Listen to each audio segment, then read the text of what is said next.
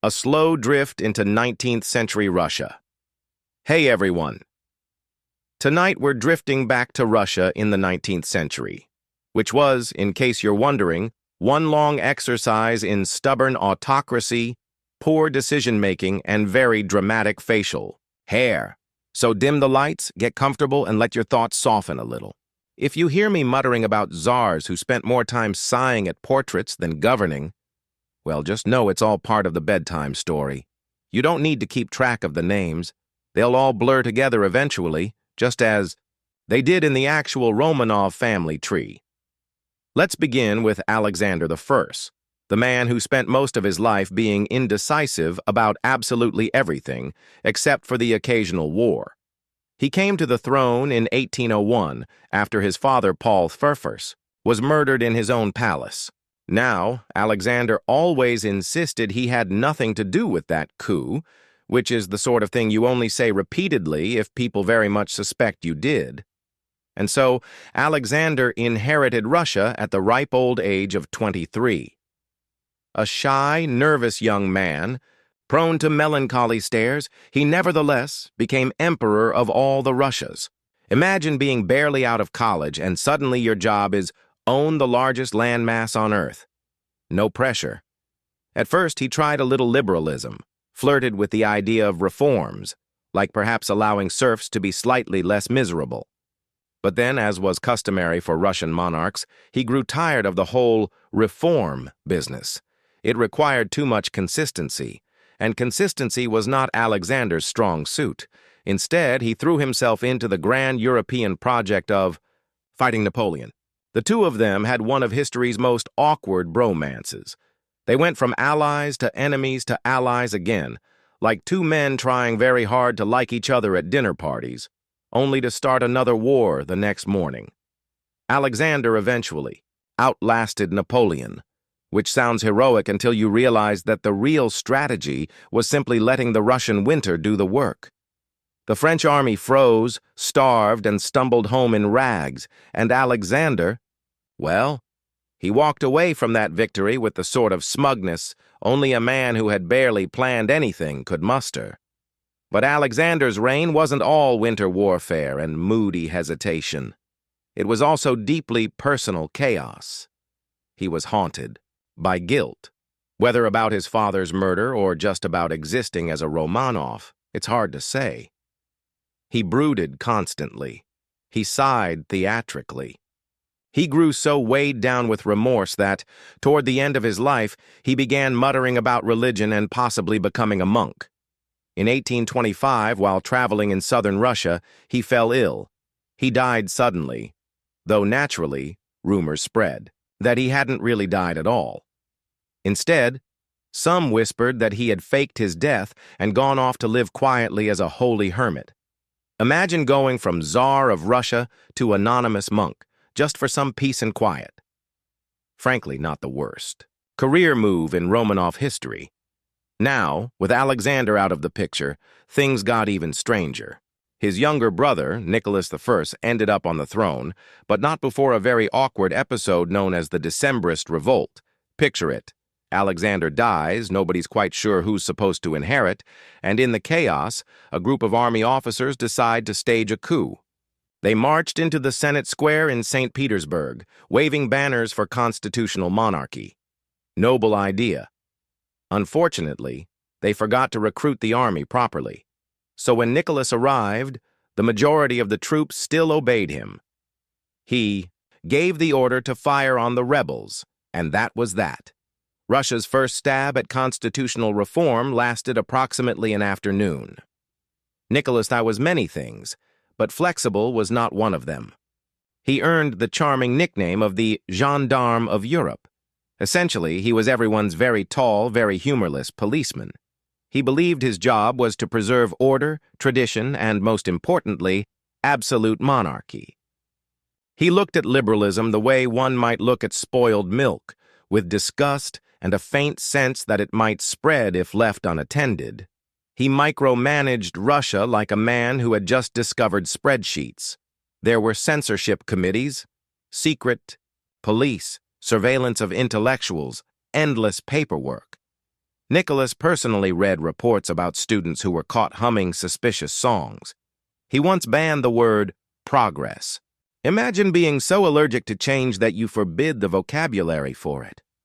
Nicholas also presided over one of Russia's less glorious wars, the Crimean War. You might remember it as the one with Florence Nightingale, or perhaps the charge of the Light Brigade, immortalized by Tennyson. For Russia, however, it was mostly a disaster. Nicholas believed his army was invincible. Unfortunately, the army was invincible only if the enemy politely stood still and didn't have modern rifles. When faced with the combined forces of Britain, France, and the Ottoman Empire, things went badly. Logistics were a mess, supply lines crumbled, and Russian soldiers were left freezing and starving in familiar fashion, though this time they weren't on the winning side. Nicholas took the failure very personally. And then, as if in perfect alignment with his iron-fisted personality, he died in 1855, reportedly from pneumonia, but with a dash of speculation that he simply lost the will to continue. Enter Alexander II, known optimistically as the Tsar, Liberator.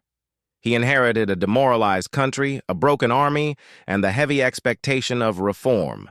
To his credit, he actually tried. Most famously, he freed the serfs in 1861.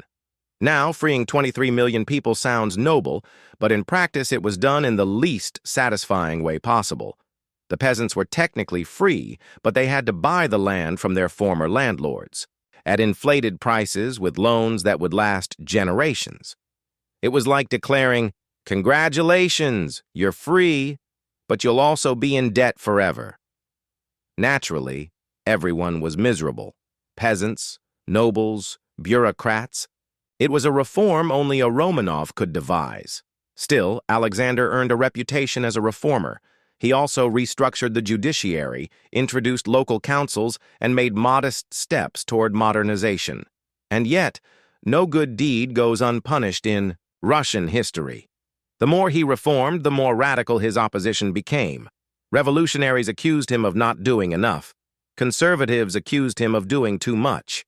He was caught between angry nobles and angry anarchists, which, as you can imagine, is not the coziest position. Eventually, his enemies decided the only solution was assassination. They tried repeatedly: shootings, explosions, failed ambushes. Alexander survived several attempts, which probably gave him a false sense of security. But in 1881, while riding in his carriage through St. Petersburg, he was struck by a bomb. Shaken but alive, he stepped out to check on the wounded, only to be hit by a second bomb. That did the job, and so ended the reign of the Tsar Liberator in a puddle of tragic irony. He freed the serfs, only to be blown up by men who thought he hadn't freed them enough. Taking his place was Alexander III, the human equivalent of a brick wall. If his father had been a reformer, Alexander III was determined to undo as much reform as possible. He despised liberalism, distrusted foreigners, and had the build of a professional wrestler. In portraits, he looks less like a monarch and more like a man you'd avoid bumping into at a tavern. Alexander's philosophy of rule was simple: autocracy, orthodoxy, and nationalism. He tightened censorship, repressed minorities, and reminded everyone that Russia was, in fact, Russia, and would not be changing any time soon. He also made his court life deliberately dull. No balls, no glamour, no frivolity. He preferred evenings, with his family drinking tea and occasionally lifting heavy furniture just to show he could. And truly, he once reportedly bent a silver fork in half with his fingers, just for entertainment. It wasn't exactly a glittering reign, but it was stable, which for Russia counted as success. And then came Nicholas II, the last Romanov Tsar, and possibly the most tragically unsuited monarch in modern history. Gentle, soft-spoken, and thoroughly unprepared, Nicholas might have made a decent librarian. Instead, he found himself running an empire that was already teetering on the edge. He inherited from his father a commitment to absolute monarchy, but without the muscle or charisma to back it up. His wife, Alexandra, was equally committed to autocracy, though she often received more blame than Nicholas himself. She was German-born, deeply unpopular, and extremely superstitious. Together, they stumbled through a series of disasters. The Russo-Japanese War was first. Nicholas assumed the Japanese would be easy to defeat. After all, they were a smaller, non-European power. Naturally, the Japanese Navy proceeded to sink the Russian fleet in humiliating fashion. It was the first time in modern history that an Asian nation defeated a European one, and Russia's prestige sank faster than its battleships. Then came the 1905 Revolution, a nationwide wave of strikes, protests, and outright mutiny. Nicholas attempted to calm the situation by granting a parliament, the Duma. But he had no real intention of sharing power, so he dissolved it whenever it became inconvenient. Like a child hiding toys, he simply dismissed legislatures that disagreed with him. And hanging over it all was the peculiar figure of Rasputin, the so-called holy man who wormed his way into the royal family's confidence. Rasputin's influence came from his apparent ability to ease the suffering of the Tsarevich Alexei, who had hemophilia. In reality, Rasputin was a wandering mystic with questionable hygiene, scandalous behavior, and an uncanny knack for survival. His presence at court destroyed what little credibility Nicholas and Alexandra had left. The most inbred monarchs in European history. Hey everyone. Still awake? Or maybe half dozing by now. Either way, let's keep floating. Tonight, our lantern drifts from Imperial Russia outward toward the wider world of European royalty and their most notorious family pastime, marrying their cousins. If you've ever been told to keep it in the family, well, European monarchs took that to a level that no geneticist would recommend. Generation after generation, royal houses doubled back on themselves. The results were often pale, sickly heirs who looked like they'd been designed by committee, and not a very competent committee at that. We should probably begin with the poster child of royal inbreeding, Charles II of Spain. Charles was the last of the Spanish Habsburgs, and his family tree looked less like a tree and more like a tangle of wires, all leading back to the same plug. By the time he was born in 1661, his parents were uncle and niece. His grandparents were cousins, and somewhere along the line, half a dozen other family marriages folded the same genes back in again. The results were noticeable. Charles was nicknamed El Hechizado, or the Bewitched, though really no witchcraft was necessary. He had an enormous jaw, so oversized he could barely chew food. His tongue was too large for his mouth, which made speech difficult. You said, Part 2. No right. Hey everyone, start from the information that you end in last one batch. This is one video on complete Russian. History ChatGPT said, got it. So instead of starting a new episode, Part 2 will flow directly from the end of Part 1, still within the same sleepy monologue, continuing Russian history. I'll pick up right where we left Nicholas II abdicating in 1917 and keep gliding slowly through the revolution, the fall of the Romanovs, Lenin, and early Soviet years, all in the same calm, sardonic, bedtime history style. Here's Part 2, 1-800 words. Part 2, the fall of the Romanovs and the dawn of Soviet Russia. And so we leave Nicholas II in 1917, signing away a dynasty that had lasted more than 300 years. He put his pen to paper, abdicated, and sighed, most likely, with the air of a man who had never truly enjoyed being Tsar in the first place. Of course, abdication didn't solve much. Russia was still at war, the economy was still collapsing, and the capital was still filled with crowds shouting things like, bread and peace. When the people's chief demands are bread and peace, you know you've managed your empire poorly. The temporary solution was a provisional government, a group of politicians who stepped in, eager to prove they could do better. Unfortunately, They spent most of their time arguing with each other, dithering over reforms, and, most disastrously, deciding to keep Russia in the war.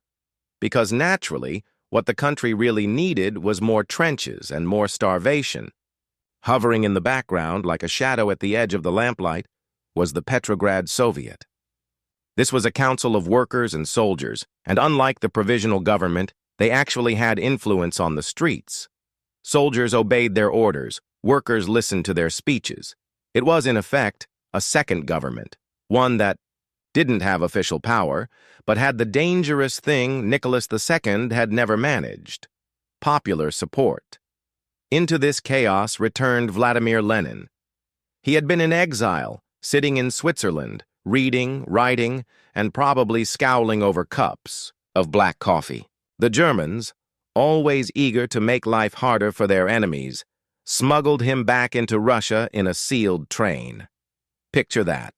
Lenin, bald, bearded, and grim, being delivered like an unpleasant package across Europe. When he arrived, he wasted no time. He stood before crowds and declared, "Peace, land, and bread." Short, simple, and effective. The provisional government offered none of those things. Lenin promised them all. And as history shows, promising is often easier than delivering. By October of 1917, the Bolsheviks made their move. The so-called October Revolution was less dramatic than the word revolution suggests. No storming of palaces in a fiery blaze, no armies clashing in the streets. Instead, Bolshevik Red Guards quietly took control of key points in Petrograd: the post office, the telegraph, the bridges. Finally, they walked into the Winter Palace, where the provisional government was holed up, and arrested them. Most of the ministers went peacefully. One legend says the only real resistance came from a few women in the palace kitchen who refused to hand over the cutlery. And just like that, Russia was under Bolshevik control. But what about the Romanovs? After his abdication, Nicholas and his family were shuttled from one residence to another, first to their palace at Tsarskoye Selo, then later to Tobolsk in Siberia. It was less a royal exile than a slow relocation program. They still dined fairly well. They still had servants. Nicholas still chopped firewood to pass the time. It was almost like a gloomy extended holiday, minus the monarchy. By 1918, though, the situation had grown more desperate. Civil war was breaking out across Russia: Reds against Whites, Bolsheviks against monarchists, liberals, and anyone else who disliked Bolsheviks. The Romanovs were moved once more, this time to Ekaterinburg. Their lodgings were less comfortable: the Ipatiev house, guarded by Bolshevik soldiers who were not inclined to polite deference. And then, one night in July 1918, the family was awakened, told they were being moved again for their safety, and led to the basement. What happened next is well known and yet still grim to repeat. Shots were fired.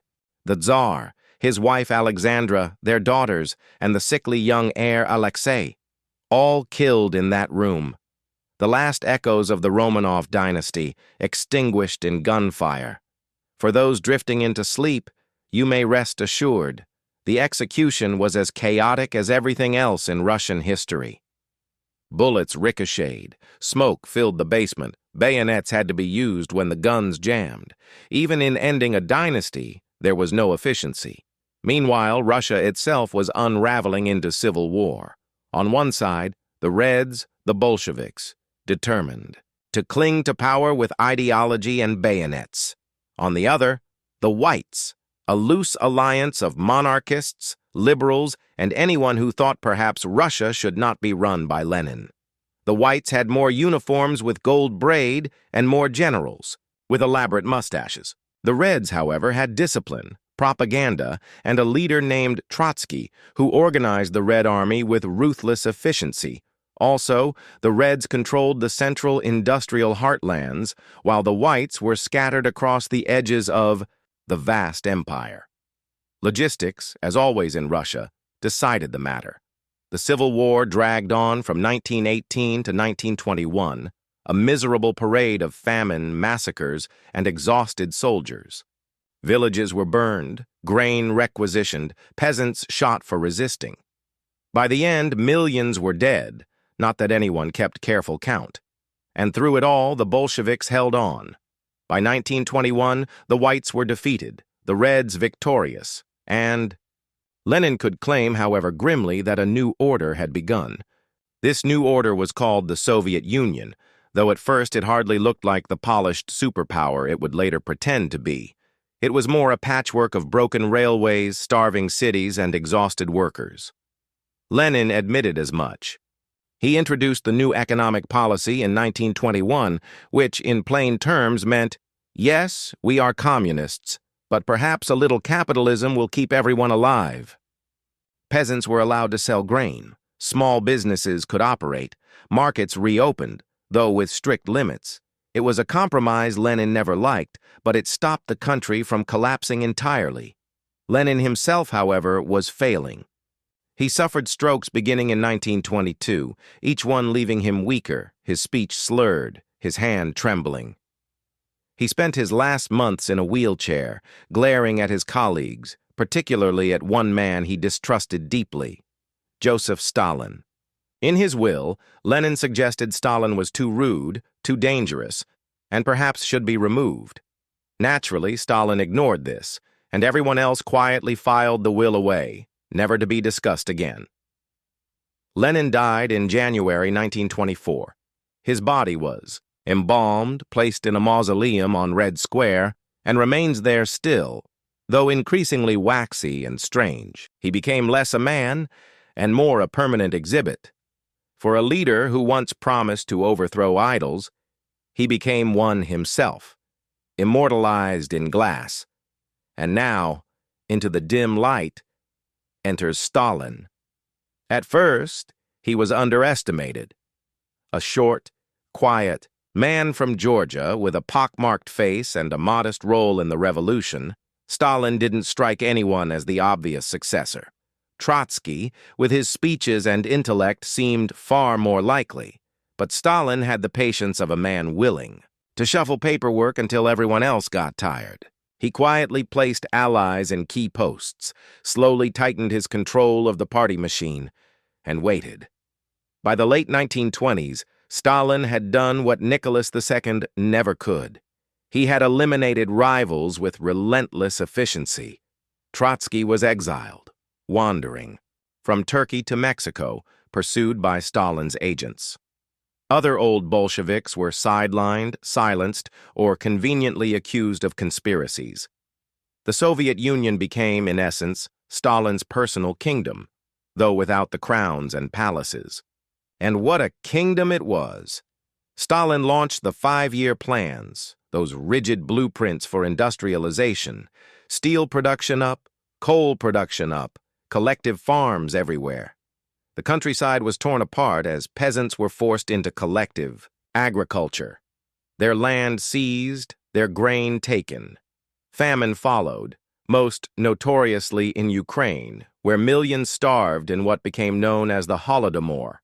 In the cities, smokestacks rose, factories churned, workers marched to slogans painted in red. The Great Patriotic War and the Soviet Twilight. After, by the end of the 1930s, the Soviet Union looked from the outside like a fortress. Smokestacks rose above grim industrial towns. Trains rattled endlessly with coal and steel. The party shouted of progress. And inside that fortress, people whispered carefully, lived cautiously, and avoided asking questions. Then, in 1939, Stalin made one of his most famously pragmatic choices. He signed a pact with Adolf Hitler. The Molotov-Ribbentrop Pact, it, was called after the two foreign ministers who smiled for the cameras while secretly carving up Eastern Europe on paper maps. The agreement was simple. Neither side would attack the other, and between them they would divide Poland and a few other unlucky neighbors. For Stalin, this was convenient. He didn't trust Hitler, of course, but the pact bought him time to build tanks and factories. And naturally, he also managed to annex parts of Finland, the Baltic states, and bits of Romania, because why not expand the borders a little while pretending to be neutral? But of course, Hitler was never known for respecting paperwork. In June 1941, the German army launched Operation Barbarossa, a surprise invasion of the Soviet Union. 3 million German soldiers poured across the border. Stalin, famously, froze. He had been warned, repeatedly, that Germany was preparing an attack. His spies reported it. Churchill hinted at it. Even a German deserter ran across with details. Stalin's response was always the same: disbelief.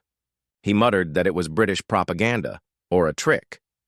So when the invasion came, he reportedly sat in shock for days, unable to speak. A ruler who had once purged half his army now found that the other half wasn't ready for war. The initial weeks were catastrophic. German forces advanced hundreds of miles. Entire Soviet divisions were encircled and destroyed. Millions of soldiers were captured. Villages burned. Refugees streamed eastward. By autumn, German troops were at the very gates of Moscow. And yet, somehow, the Soviet Union held. The capital did not fall. Stalin, regaining his composure, made a rare personal appearance. He stood on a reviewing stand in Red Square during the November 7th parade, while soldiers marched past on their way directly to the front. "Moscow is behind us," he told them. It was both literal and symbolic. The German advance stalled. The winter descended. For the second time in modern history, Russia's best general, General Winter, joined the fight. The Wehrmacht froze in their summer uniforms, while Soviet factories, relocated east beyond the Ural Mountains, poured out weapons. Then came Stalingrad. The battle began in 1942 and dragged on into 1943. A city reduced to rubble, street by street, building by building. Soldiers fought in basements, in stairwells, even in sewer tunnels. German tanks advanced, then were trapped. Soviet troops endured hunger, frostbite, and endless artillery. When it was over, an entire German army had surrendered. Nearly 300,000 men were marched into captivity, though few would survive to return. Stalingrad was the turning point, the moment when the myth of German invincibility cracked. For the Soviet Union, it became legend. Not a step back, the order had said. And indeed, they hadn't. From there, the tide shifted. Soviet armies pushed westward, slowly, brutally, at unimaginable cost. Kursk in 1943, the largest tank battle in history, saw German panzers crash against Soviet lines and break. By 1944, the Red Army surged across Eastern Europe, liberating or occupying, depending on one's perspective, countries along the way. And finally, in 1945, they reached Berlin. Soviet soldiers planted the red flag on the Reichstag, battered and burnt, signaling the end of Nazi Germany. Victory, though, came at a staggering price. The Soviet Union lost more than 20 million lives. Soldiers, civilians, prisoners, children. Entire villages wiped out, cities reduced to ash, families shattered. Stalin would boast of triumph, but it was a triumph drenched in sorrow. After the war, Stalin sat at the table of victors next to Churchill and Roosevelt, looking outwardly calm, inwardly calculating. The Soviet Union had suffered enormously, but it had also expanded its reach. Eastern Europe now fell within its sphere. Poland, Hungary, Czechoslovakia, Romania, Bulgaria. Red flags fluttered in capitals that had never asked for them. The Cold War had already begun, though no one called it that yet. Inside the Soviet Union, life returned to something resembling peace, though peace in Stalin's world was never gentle. Soldiers came home to find suspicion waiting. Returning prisoners of war were interrogated, sometimes punished, for the crime of having survived German captivity. Rebuilding was slow, food was scarce, and rationing continued. Still, there was pride. The war had been won. Fascism defeated. The Soviet Union, once mocked as backward and weak, now stood as a superpower. The cost, of course, was unimaginable, but in Stalin's arithmetic, human suffering was a resource, not a tragedy. Stalin himself grew older, grayer, more suspicious. His paranoia, already legendary, deepened in the post-war years. He saw enemies everywhere, within the party, within his household staff, even among doctors. Toward the end of his life, he launched what became known as the Doctor's Plot, accusing mostly Jewish physicians of conspiring to kill him. Arrests followed, torture was applied, confessions extracted, and then, in 1953, Stalin had a stroke. He lay on the floor of his dacha for hours before anyone dared check on him. By the time doctors were allowed in, it was too late. The man who had ruled with iron suspicion was finally betrayed by his own body. His death was met with a curious silence. Crowds mourned, out of habit, out of fear, perhaps even out of genuine grief. But within the party, many quietly breathed easier. The nightmare had ended, though the scars would last for generations. After Stalin, the Soviet Union entered a strange, new phase. Less brutal, perhaps, but still rigid. Power shifted briefly to a committee, then to Nikita Khrushchev, a man known for his loud voice, peasant humor, and tendency to bang his shoe on podiums. Khrushchev did what few dared. He denounced Stalin. In a secret speech of 1956, he cataloged the purges, the terror, the paranoia. Delegates wept, fainted, or stared in shock. For decades, Stalin had been treated as nearly infallible. Now the spell was broken. This de-Stalinization, as it was called, relaxed censorship slightly, released prisoners from the gulag and allowed people to breathe again. The terror was not gone, but it was muted. And yet, Khrushchev himself had his quirks. He launched ambitious agricultural schemes, including the Virgin Lands program, which turned out to be less fertile than the slogans promised.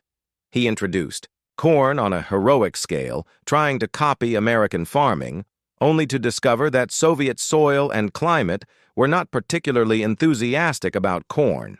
Fields withered and peasants muttered. Internationally, Khrushchev's era was loud. The Cold War had now fully set in, and the Soviet Union and the United States glared at each other across oceans and missiles. The world nearly ended in 1962 during the Cuban Missile Crisis, when Soviet nuclear weapons were placed in Cuba, a stone's throw from Florida. For a few tense days, annihilation felt close. Khrushchev eventually backed down, trading the missiles for American concessions, but his reputation never recovered. By 1964, his colleagues decided they'd had enough of his bluster and removed him from power. He retired quietly, tending his garden, dictating his memoirs, and occasionally reminiscing about the time he almost destroyed the planet. His successor, Leonid Brezhnev, brought calm, or stagnation, depending on how one viewed it.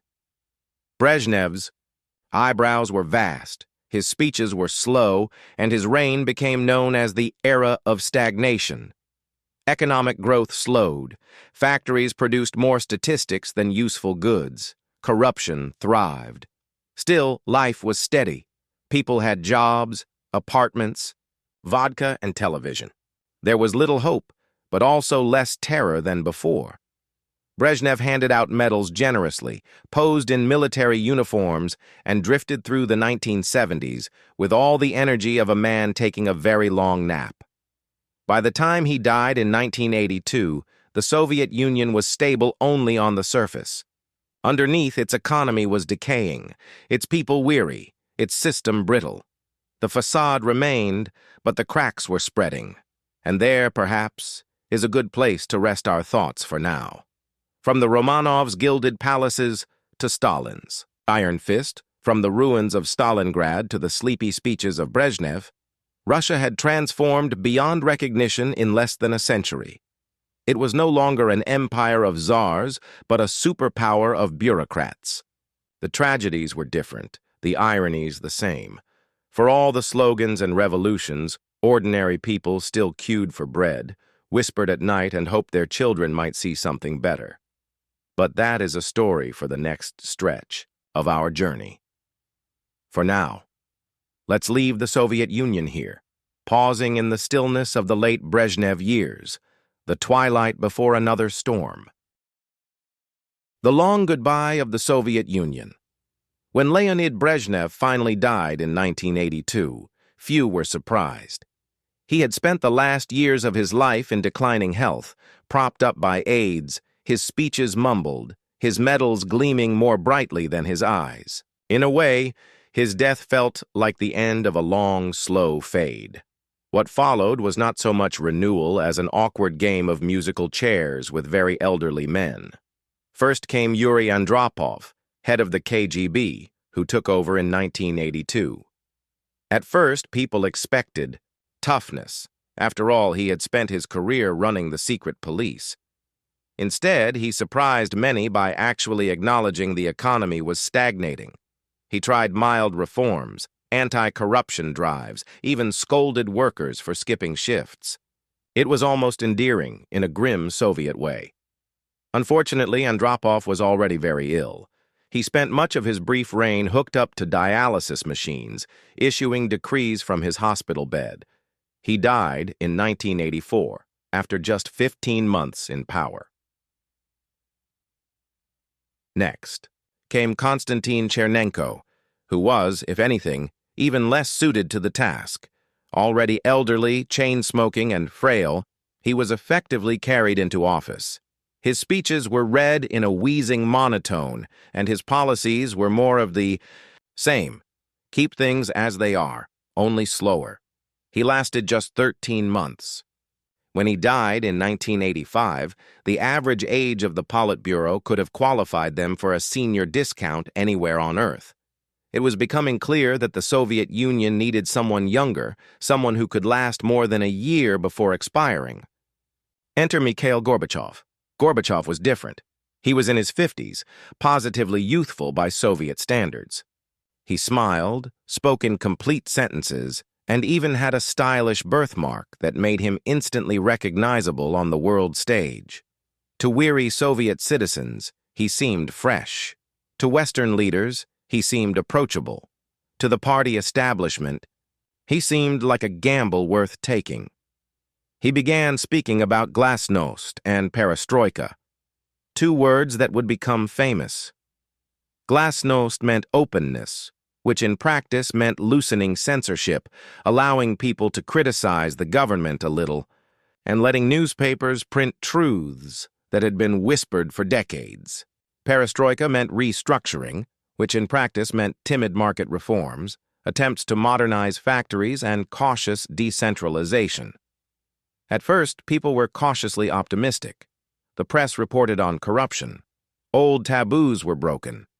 Stalin's crimes were openly discussed. Literature once banned appeared in bookstores. For a society used to silence, it felt like breathing after years underwater. But reform has its dangers. Once people are allowed to speak, they rarely stop. The more criticism was permitted, the more the system itself was questioned. Why were grocery stores still empty? Why did people still queue for hours for bread, soap, or shoes? Why did the country spend so much on tanks while apartments crumbled? Nationalist movements, long suppressed, began to stir.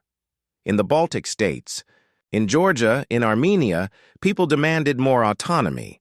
In Poland, the Solidarity movement pressed for independence from Soviet dominance.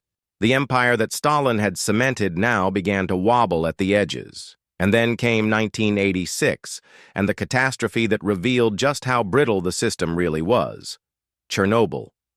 The nuclear accident began with a poorly run test at reactor number 4 in the Chernobyl plant. A sudden power surge, a botched shutdown, and then explosion. A radioactive cloud drifted over Europe. Whole towns were evacuated. Firefighters who rushed in to fight the blaze died from radiation poisoning. The Soviet authorities, true to form, tried to cover it up at first. May Day parades went ahead as usual. Children marched under radioactive skies, while officials muttered vague reassurances. But soon, The scale of the disaster became impossible to hide. For many citizens, Chernobyl symbolized everything rotten in the system: incompetence, secrecy, and disregard for human lives. Glasnost meant people could finally say so aloud. Meanwhile, Gorbachev sought better relations with the West. He met with President Reagan, smiled for cameras, and signed arms reduction treaties. The Cold War, which had once threatened global annihilation, seemed suddenly to thaw. Gorbachev even won the Nobel Peace Prize in 1990. Abroad, he was hailed as a visionary. At home, opinions were less kind. Many Soviet citizens still couldn't find meat in the shops, and a Nobel medal, however shiny, is not edible. By the late 1980s, the cracks widened into chasms. In 1989, one by one, Eastern European states broke free. Poland elected non-communists. Hungary opened its borders. East Germans crossed into West Germany and began hammering down the Berlin Wall. The Soviet Union, which had once rolled tanks into Budapest and Prague to crush dissent, this time did nothing. Gorbachev let it happen. For him, it was part of a new, peaceful vision. For hardliners in Moscow, it looked like surrender. Inside the USSR, the mood grew restless. In 1991, a group of communist hardliners attempted a coup while Gorbachev was on holiday in Crimea. Tanks rolled into Moscow. The coup leaders announced that Gorbachev was incapacitated. For a moment, it seemed like the old order would return. But then, something unexpected happened. Crowds of citizens gathered to resist. They built barricades, climbed on tanks, and refused to move. And at the center of it all stood Boris Yeltsin, the burly, outspoken head of the Russian parliament. He climbed atop a tank outside the parliament building, waving his arms, defying the coup. Cameras broadcast the scene worldwide. The plotters, faced with defiance and public ridicule, collapsed within days.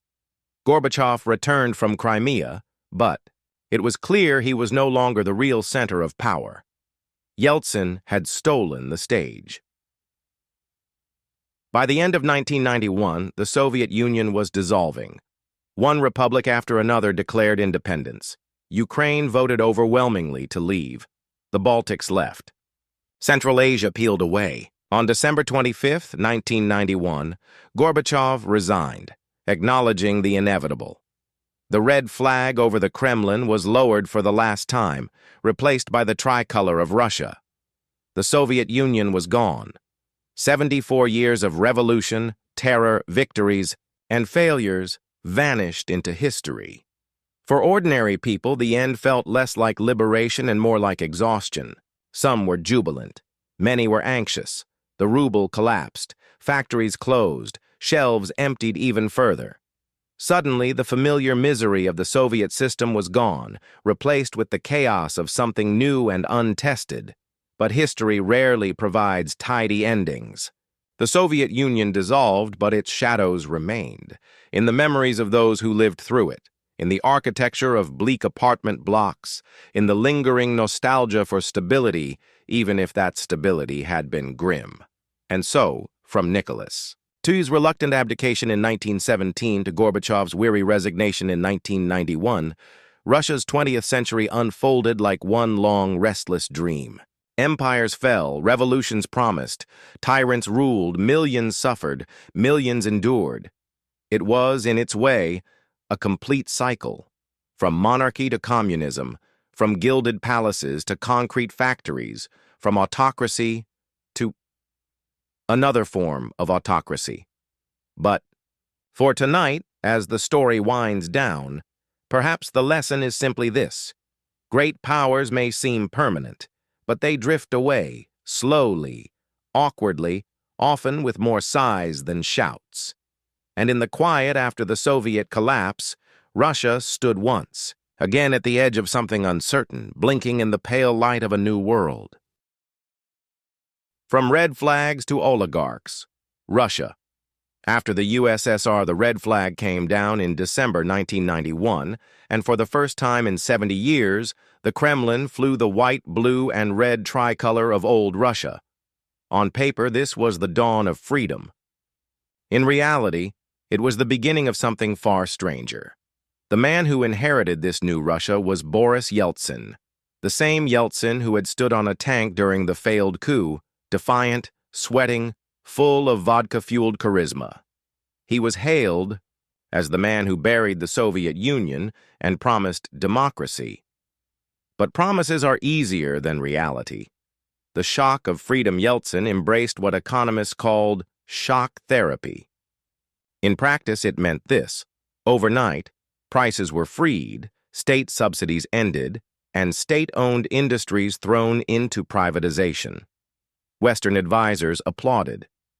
Ordinary Russians? Not so much. Inflation exploded. The ruble lost nearly all its value. Savings that families had tucked away for decades vanished like mist. Shelves that were empty in the Soviet years now overflowed with goods, but only if you had money to buy them, which most didn't. Pensioners starved. Workers went unpaid for months. Doctors, teachers, soldiers, all left waiting. In the vacuum, a new class rose to power, the oligarchs. Clever, ruthless businessmen scooped up state industries for pennies. Oil, gas, metals, banks, all concentrated into the hands of a few. While average Russians struggled to afford bread, a handful of men built palaces, bought yachts, and made fortunes measured in billions. It was capitalism, yes, but capitalism with gangster rules. Shootouts in the streets of Moscow became normal. Car bombs were a business tool. In some ways, it made Stalin's era look almost orderly. A fragile democracy Yeltsin, meanwhile, insisted Russia was now a democracy. Elections were held, parliaments convened, newspapers shouted freely. But when Parliament opposed him too loudly in 1993, Yeltsin rolled out tanks and shelled the building until it surrendered. Western leaders winced but ultimately applauded him, because he was, after all, pro-democracy. The new Russian constitution that followed gave the president sweeping powers. It looked a little less like liberal democracy and a little more like strongman democracy, but by the mid-1990s, few Russians were in the mood to argue. The Chechen Wars, there was also the matter of Chechnya. In the southern mountains, this small republic declared independence in 1991. Yeltsin, unwilling to let the Russian Federation fracture further, sent the army to crush the separatists. The First Chechen War, 1994-1996, was a disaster. Russian conscripts, poorly trained, poorly supplied, found themselves ambushed by hardened guerrillas. Cities like Grozny were reduced to rubble, but the rebels fought on. Casualties mounted. Mothers of dead soldiers protested in Moscow. Eventually, Russia pulled out, humiliated. Chechnya became de facto independent. It was a bitter pill. For ordinary Russians, it was one more sign that the state was weak, floundering, unable to impose order even within its own borders. The 1998 crash A's. If things weren't fragile enough, in 1998 the Russian economy collapsed. Oil prices, the country's lifeline, plummeted. The ruble crashed again. Banks closed, wiping out what little savings people still had. The government defaulted on its debts. For many, it felt like the final humiliation, from superpower to beggar in less than a decade. Pensions unpaid, salaries worthless, the army demoralized. Western fast food chains might have appeared in Moscow, but most couldn't afford a hamburger. Yeltsin, by this time, was visibly unwell. He drank heavily, disappeared for long stretches, slurred speeches. Each time he appeared on TV, he seemed less like a president and more like an exhausted man caught in a storm too big for him. The rise of Putin, by the late 1990s, Yeltsin's approval ratings had sunk to single digits. The country was restless. And then, in 1999, almost quietly, Yeltsin named a little-known former KGB officer as prime minister, Vladimir Vladimirovich Putin. Putin was young, disciplined, and spoke in clipped, precise tones. Unlike Yeltsin, he didn't shout or stumble. He projected calm, competence, and, most importantly, Control. In September 1999, a series of apartment bombings rocked Moscow and other cities, killing hundreds. The government blamed Chechen terrorists. Fear swept the nation. Putin responded with iron resolve, launching the Second Chechen War. This time, the Russian army was more brutal, more systematic. Grozny was flattened again, but by 2000, Moscow claimed victory. To a weary public, Putin looked like the strong leader who could restore order. On New Year's Eve 1999, Yeltsin appeared on television, pale and weary. In a trembling voice, he announced his resignation. "I understand that I must do it. Russia must enter the new millennium with new politicians." And with that, Boris Yeltsin vanished from the stage.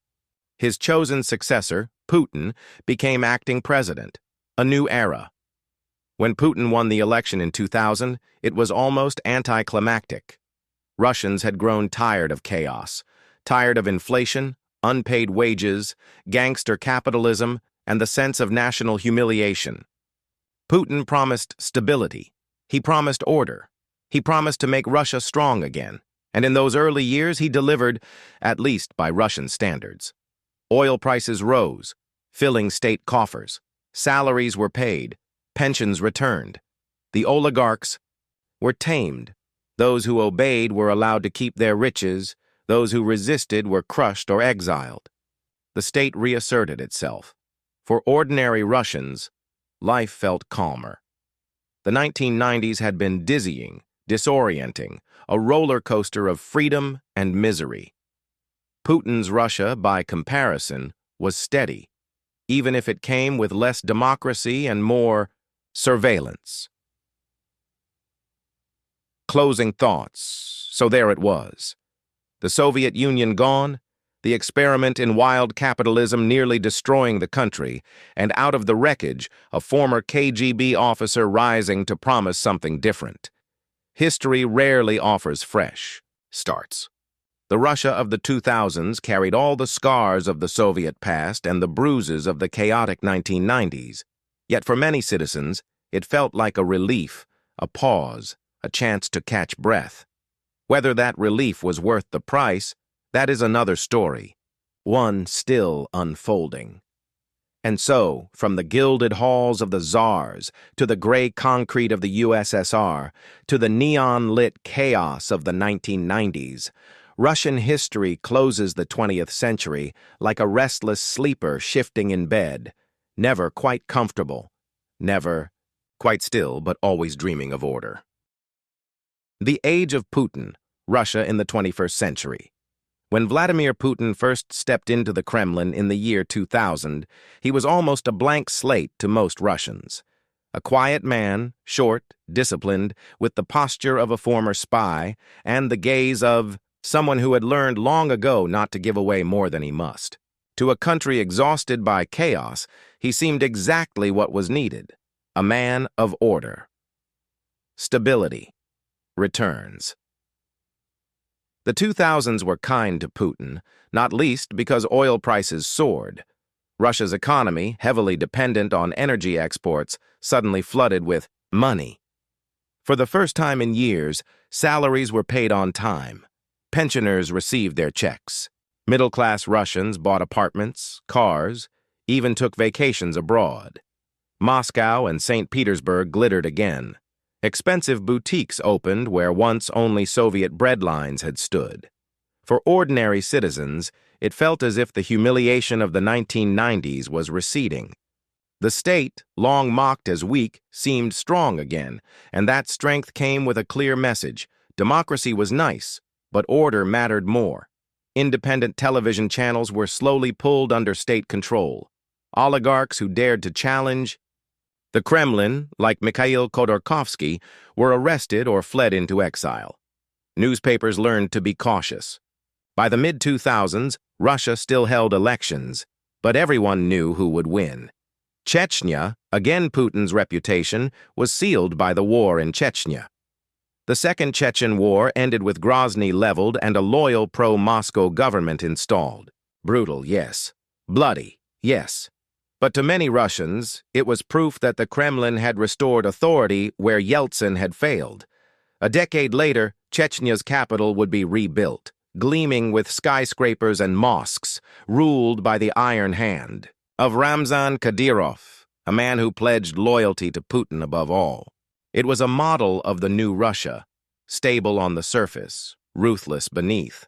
The cult of powers. As the years passed, Putin's image was carefully crafted. He was photographed flying fighter jets, diving into the sea, riding horses shirtless. A strong man, unafraid, always in control. The message was clear. Russia was no longer a country of weak leaders. It had a protector. Yet behind the photo ops was a steady tightening of control. Regional governors lost independence. Courts bent to the Kremlin. Opponents were harassed, jailed, or, in the darker cases, mysteriously poisoned. Still, for most Russians, these were distant concerns. Life was better than it had been in the 1990s, and that was enough. Georgia and the return of empire. In 2008, Russia fought a short, sharp war with Georgia. Officially, it was about protecting separatist regions. Unofficially, it was about showing that Russia was back on the world stage. The war lasted only days, but it sent a message to neighbors. Moscow was no longer retreating. That same year, Putin reached the end of his constitutional 2 terms as president. Instead of leaving power, he simply swapped titles, becoming prime minister while his loyal ally, Dmitry Medvedev, sat in the presidential chair. 4 years later, Putin returned to the presidency as if nothing had changed. Russians called it the castling move, like chess. Democracy, in theory, had been preserved. In practice, everyone saw the truth. The 2010s, protest and nationalism, not everyone accepted this quietly. In 2011 and 2012, massive protests filled Moscow streets, led by young Russians angry at corruption and election fraud. For a moment, it seemed a new wave of opposition might rise. But the Kremlin cracked down. Protest leaders were arrested. Movements fractured. Then came 2014. Ukraine's pro-Russian president was toppled by a revolution in Kiev. Putin responded by seizing Crimea, arguing that it had always been historically Russian. Overnight, his approval ratings soared above 80%. To many Russians, this was the ultimate proof that their country was great again. The West imposed sanctions, but inside Russia, the narrative was one of pride. Against all odds, they had stood up to NATO, the EU, and America. Nationalism swelled. For a country that had lost an empire 2 decades earlier, this was intoxicating. The modern czar by the late 2010s, Putin's rule had lasted longer than most Soviet leaders. He was, in effect, a modern czar, unquestioned, untouchable. Opponents. Like Alexei Navalny tried to expose corruption, even releasing videos of palatial estates allegedly built for the president. Navalny was harassed, jailed, poisoned, and, when he survived, jailed again. Abroad, Russia played a bolder game, supporting Syria's Assad, interfering in Western elections, clashing with NATO. Each move was part defiance, part performance. Putin's Russia wanted the world to see it not as a junior partner, but as a power to be reckoned with. The 2020s. A harder edge then came the 2020s. The COVID-19 pandemic, economic struggles, and most of all, the invasion of Ukraine in 2022. What was supposed to be a swift campaign turned into a grinding war. Sanctions tightened. Tens of thousands of Russians fled abroad to escape conscription or political repression, and yet inside Russia, the state tightened further. Independent media was shut down, protests were crushed, dissent was silenced with the blunt tools of prison and exile. Putin altered the constitution so that he could remain in power potentially until 2036. By then, he would be well into his 80s, a lifetime ruler in all but name. Closing thoughts. From the fragile democracy of Yeltsin's 1990s to the iron grip of Putin's 2020s, Russia's post-Soviet journey has been less about ideology and more about the search for stability. Stability at any cost. The story is unfinished. Putin remains in power. The war in Ukraine continues. The economy adapts, bends, but does not yet break. The Russian people, resilient as ever, endure, just as they did under czars and commissars before him. What remains constant is that Russia dreams of greatness, fears weakness, and accepts sacrifice in exchange for the promise of order. The names change: Romanov, Lenin, Stalin, Putin. But the rhythm is hauntingly familiar. And so, as the night deepens, our long drift through Russian history reaches the present. A saga of grandeur, collapse, blood, and resilience. A bedtime story written not in whispers, but in centuries. Sleep well, for history never sleeps. 1,000 years of Russia, a quiet reflection, and so, after wandering through the frozen forests of medieval Rus, past the gilded domes of Moscow, across the palaces of St. Petersburg, down into the prisons of Siberia, and back again into the concrete blocks of Soviet Moscow, we find ourselves here, Russia, today, 1,000 years. Perhaps more, if you count the tribes before Kiev was ever called a city. That's a long stretch of time to compress into one night's story. And yet, when you pause and let the centuries settle, patterns begin to emerge. Cycles of power. Russia's history has rarely been about steady progress. Instead, it flows in cycles. A strong ruler rises. He, or occasionally she, restores order, centralizes power, demands loyalty. The people, weary of chaos, accept it. For a while, things flourish. Territory expands. Palaces are built. The army marches with confidence. Then comes decline, excess, corruption, weak successors, intrigue, a war that goes wrong. The center cannot hold. The cycle breaks into turmoil until another iron hand appears, promising order once again.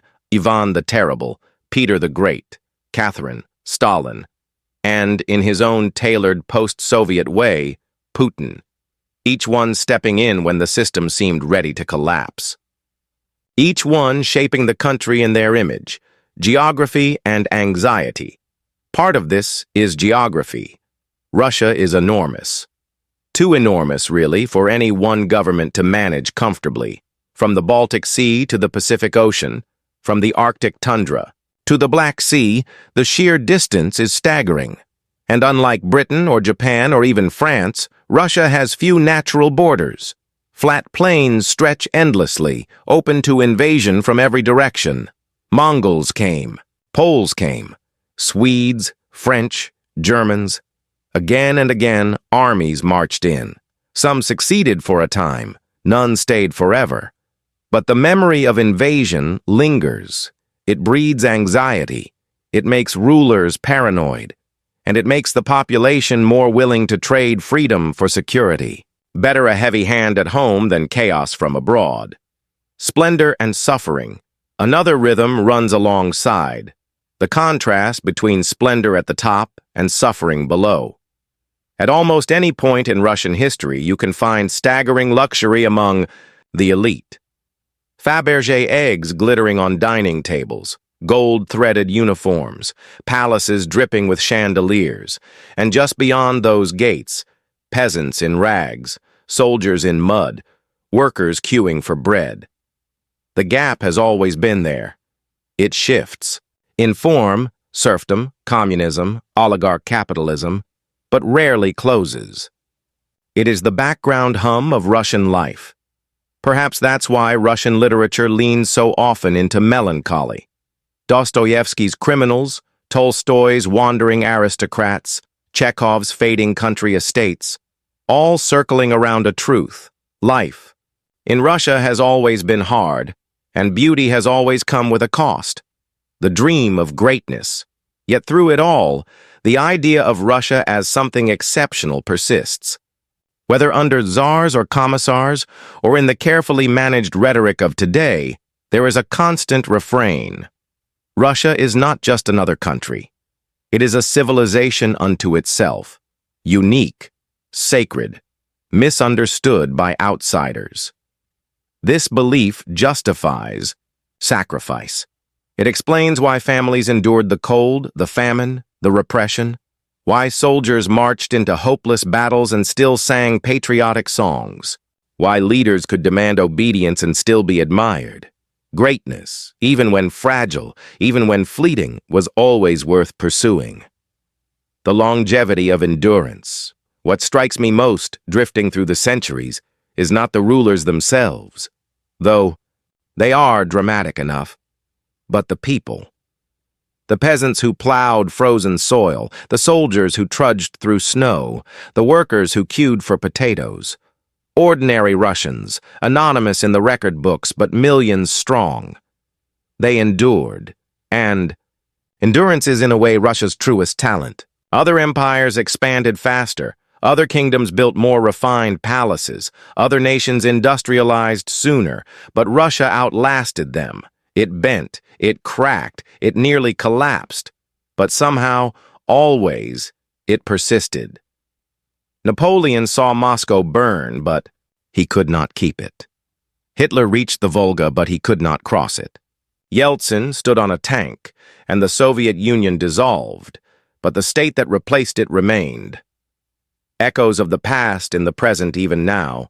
You can hear echoes of old Russia in the present. The Kremlin towers rise where the Mongols once demanded tribute.